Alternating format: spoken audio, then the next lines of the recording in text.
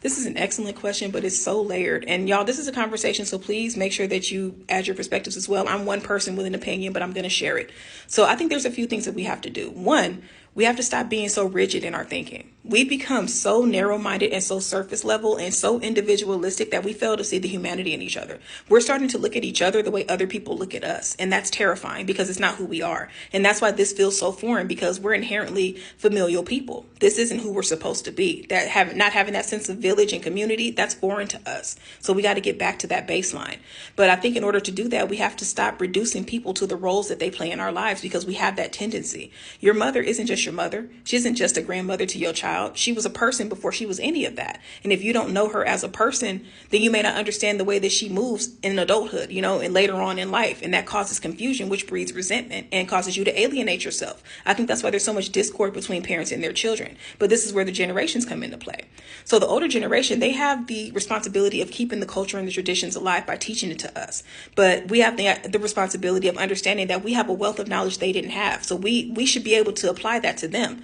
The times that they grew up in were completely different. They lived in an era where they took so much abuse, so much trauma, and they had to take it on the chin. There was no therapy. They just had to keep living life. They kept it between them and God, and they kept moving. But then they birthed all of us. And in doing that, with unhealed traumas or unaddressed traumas, you now left us with a sense of brokenness that we don't understand because we don't know why it's there. So the hard part for you guys is going to be coming out of that mentality that tells you not to share.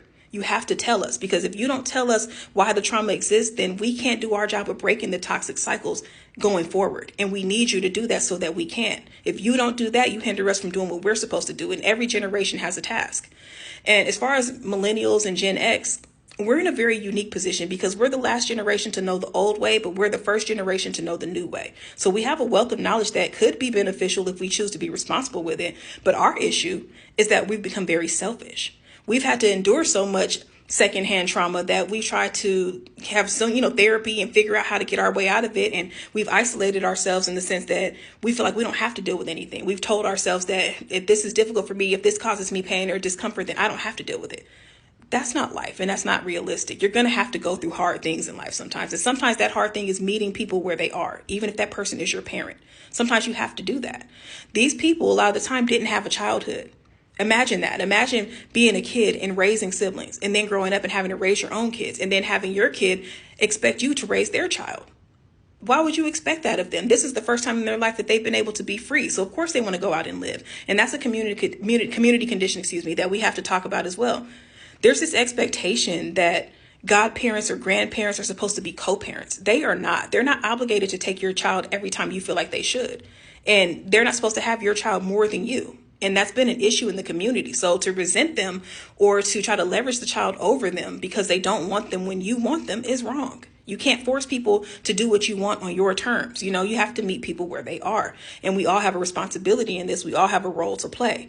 But I think that those are a few things that we have to acknowledge, the generations especially, because we can't bridge the gap if we don't understand each other. But the only way to understand each other is by talking to each other. And sometimes you're going to have to put yourself in the position to be the bigger person, even if you don't feel like it should be your responsibility. I had to do that myself with my grandma. I didn't know that she just was the type of person you had to ask questions. I just assumed she wasn't much of a talker.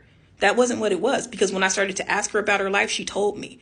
And sometimes we're going to have to do that, y'all. And it's because of the conditioning of the times of which we grow up. So be more empathetic in that sense and understand that people are more than the roles that you've ascribed to them.